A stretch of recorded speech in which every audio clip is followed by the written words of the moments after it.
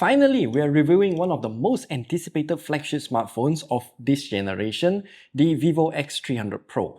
We actually got the entire photography kit with all of the accessories like the phone case, the camera grip, and also the Zeiss 2.35 telephoto extender lens. With this combination, Vivo created the ultimate concert phone. You can watch the entire unboxing at the top right corner there or down in the description below because the box is humongous. But in today's video, we'll only be focusing on the phone alone because there are a lot of things to talk about. So do hit that like and subscribe button as we are aiming to hit 100k subs. So let's talk about the new look. The Vivo X300 Pro is now available in 3 different colors: Phantom Black, Mist Blue, and also Dune Brown that we have here. It kind of looks like coffee. I don't know, I don't drink coffee, but I think it looks really nice. What I really like about the new X300 Pro is how refined it looks. The matte finish gives it a premium touch, and it also does a good job at resisting fingerprints. The build feels solid, slim, and well balanced in the hand. Now about the camera bump. Yes, it's big, and honestly, it's one of those designs that grows on you. It gives the phone a distinct identity, and it makes sense once you realize it houses Vivo's powerful Zeiss camera systems. It's not just for looks, it's part of the phone's character and functionality too. The camera is a big part of the phone, literally, and Vivo is putting a heavy emphasis on the periscope camera. The camera bump is also pretty thick, but that's because we cannot cheat physics when it comes to good optics. Vivo also included their own VS1 Pro imaging chip to further improve the images coming out of the cameras too. However, in this video, I'm only briefly going to show you some of the pictures taken with this phone. Overall, the zooming is amazing. We get a lot of clear images from this phone even as a point-and-shoot camera because that's how I take pictures personally, especially with the Zeiss 2.35 times telephoto extender lens. We can take some wildlife photography too. I mean, I didn't expect to take pictures of crows, but here it is. We'll do a separate video talking more about the cameras only because there are a lot of things to talk about, including the new photography kit because, as what we've mentioned earlier, we got the case, the camera grip, and also the lens as well. Onward with the screen. The display is flatter with some micro curves around the edges, and honestly, I think it's a great move. A flatter screen, it just feels cleaner and way easier to stick tempered glass screen protectors on it.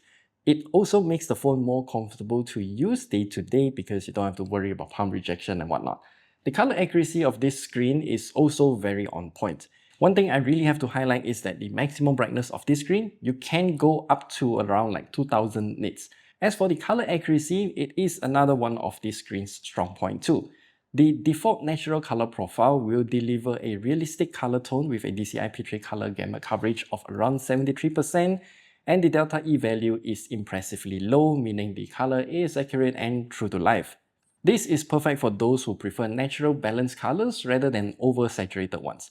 Switching over to the professional color profile will give a similar result, which honestly shows that Vivo have both color profiles very well tuned, but there are some minor changes as you can see within this little graph here.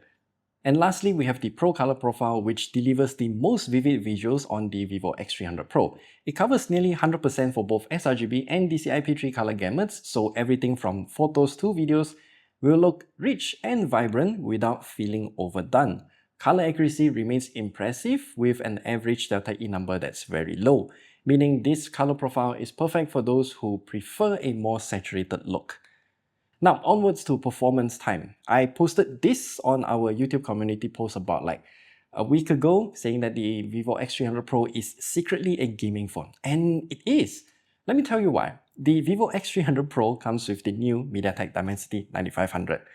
What's impressive is the things that we discovered, as this phone has a much higher thermal limit than I expected. We tested Genshin Impact at the highest graphical settings at 60 FPS, and that didn't yield any meaningful data since Genshin Impact isn't the most demanding game anymore. So then, we move over to Zenless Zone Zero. At the highest graphical settings, the results were really great. At the highest graphical settings, we were getting really great results. Oh boy, I did the entire flower boss fight and all of the 3 deadly assault bosses on this phone, and it still did not thermal throttle. The overall experience was smooth and amazing. It did not maintain 60 FPS throughout the entire test.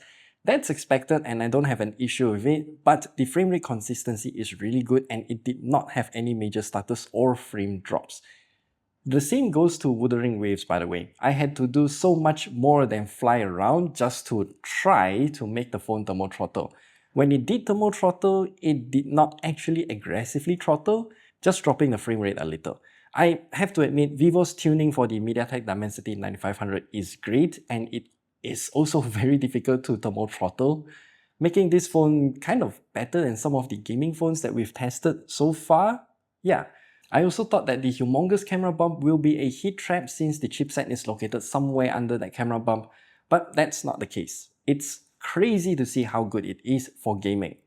Moving on to battery life, our unit comes with a 6510 mAh battery or 23.6313 Wh in capacity. Remember, always use Wh because mAh is just not a good way to measure battery capacity. We also made a video about why. You can watch it at the top right corner there. Also, if you're watching from the EU, then the battery capacity will only be at 19.75 Wh. Do take note of that difference because EU will have less battery capacity. We did the standardized battery life test and it lasts for around 22 hours and 52 minutes, which is a very good result to see. The overall power consumption is pretty much as expected, consuming just slightly above 1 watt during the entirety of this battery life test. The charging speed is also fairly interesting, I'd say. The Vivo X300 Pro comes with a proprietary 90 watt charger and it charges from 15% to completion in around 53 minutes. You can also turn up the charging speed to the highest in the settings menu and that changed the charging speed a little. So I would still recommend you to just leave it in default and that's already good enough. For those who want to use your own charger, then fret not because the Vivo X300 Pro supports USB PD-PPS nicely as well. Okay, we also want to talk about the software. Vivo switched over from FunTouchOS to OriginOS globally, starting with the X300 series. So with an entirely new OS comes a brand new look and some features here and there as well. Of course, the animations are super smooth and responsive and it, looks and feels good, obviously, though it is not the best way to judge a phone's smoothness. We do have a new glass look that is obvious where the inspiration comes from, and it also has this function called the Origin Island too. While the inspiration looks obvious, there are some added features here and there. We can drag files like photos from our gallery into the Origin Island and immediately share them to other apps. This is actually a very great and handy feature to have. We also have this flip card lock screen, which is fancy, though I personally will just skip the lock screen every single time anyway because the fingerprint scanner is a lot faster and easier. And a few more things to mention about the Vivo X300 Pro. This phone has a USB 3.0 port at the bottom and that means supremely high transfer speeds and also support display mirroring too. We do have dual SIM card slots, at least for our region, and an IR blaster at the back. And that is all in terms of the extra features. The biggest question then is, should you buy the Vivo X300 Pro? I honestly am inclined to get one myself. It has a lot of right things going on for it and I absolutely did not expect this phone to secretly be a gaming phone. And the cameras are also great, obviously. So what's the price? The Vivo X300, the base version, is available in 16GB RAM and 512GB storage version, starting at 3,899 ringgit Malaysia, and the Vivo X300 Pro is available in 16GB RAM plus 512GB of storage, starting at 4,699 ringgit Malaysia. You can pre-order both models until 21st of November 2025 at all Vivo concept stores via this link. I will also post it down in the description below, of course. And yeah, the price, surprisingly low, I would say. I expected it to be much higher, but I guess that's a sign for me to actually switch over to this phone, right? Yeah, and that's all that we have to share with you here in today's video regarding the Vivo X300 Pro.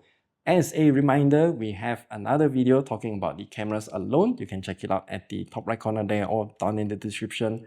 And yeah, do let me know what do you think about the brand new Vivo X300 Pro. Will you buy it or will you not? Why and why not? I'd love to know all of your thoughts and we'll see you guys in the next video. Remember to hit the like and subscribe button as that will really help us out a lot. Yeah. Gotta say, I did not expect to be a National Geographic photographer cosplayer because of this lens, and I can take some amazing wildlife photo. Yeah,